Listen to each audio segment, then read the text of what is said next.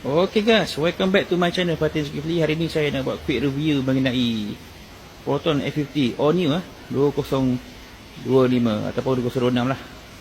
Right, sebelum tu korang boleh like, share, subscribe saya channel. Okay, jom tengok saya review Proton F50 baru. Okay, apa yang baru mengenai Proton F50 ni, kita dah tukar, Proton dah tukar full LED teknologi untuk F50 yang baru ni. So ada 1, 2, 3, 4, 5, 6. Nampak tu. And then LED DRL lah, memanjang. And then dia dah draw off dia punya fog lamp lah, fog lamp normal. Ada sensor kat sini. Okay, ada sensor kat sini jugalah. And then kamera 360 untuk yang ni. Design baru. Okay, logo masih menggunakan yang dulu. Cuma dia punya design ni, turbo ni dia dah nampak lebih tajam lah. And then dia ada macam turun-turun sikit lah. Dia songket punya design. Okay, alright. Grey dia lebih besar.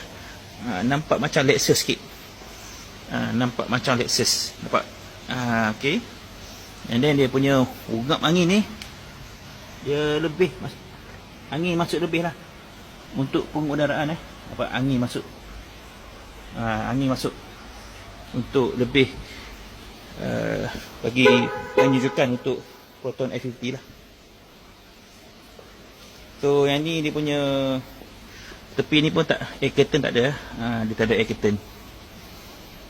So yang kat sini pula dia punya, dia tak ada lubang. Dia bagi just untuk nampak cantik sikit lah, nampak ganas. Dan dia punya design baru lah, dia ada curve kat sini. Itu depan dia lah. Depan dia nampak lebih mengancam lah, lebih tajam. Ada curve ni. Yang ada ungap angin ni, tapi tak function lah. Okay, jom tengok tayar pula. Okay, tayar pula dia punya size 215/55 ring 18 lah. Dia menggunakan tayar Ultra Contact U66 daripada Continental.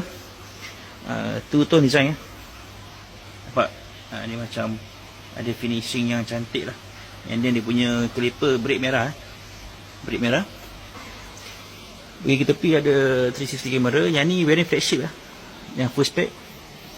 And then ada kemasan chrome kat sini sampai belakang. And then mumbuk hitam lah, for flagship two-tone colour lah. Sunroof full set. Lepas tu dia punya spoiler, dia macam ada carbon fiber lah. Okay, macam double spoiler lah, design nampak. Memang dia bagi downforce kepada kereta lah. Ni dia punya belakang. Dia punya lampu design baru lah, new design. Dia bercantum sampai belakang lah. So ada huruf L kat sini. Okay, reflector. Ada exhaust. Exhaust ni function memang betul-betul punya, ada lubang. Okay, ini dia punya bawah. Dan juga dia ada rear diffuser ni. Rear diffuser. Okay, memang ada exhaust kat situ. Okay, so yang ni belakang dia memang, bila lampu dia memang cantik nampak guys. Memang cantik. Okay, dia bercantum full LED memang nice. Dia macam 3D design lah dia buat. Memang nice. So dari tepi ni dia punya ni ada lampu kat sini Proton. Dia punya bawah ni dah lain dia punya design bawah ni ada lain sikit. Ada banyak lah juga perbezaan dia. All new F50.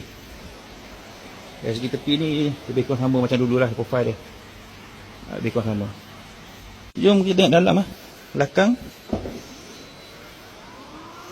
Belakang saiz dia masih sama, lampu putih sekarang.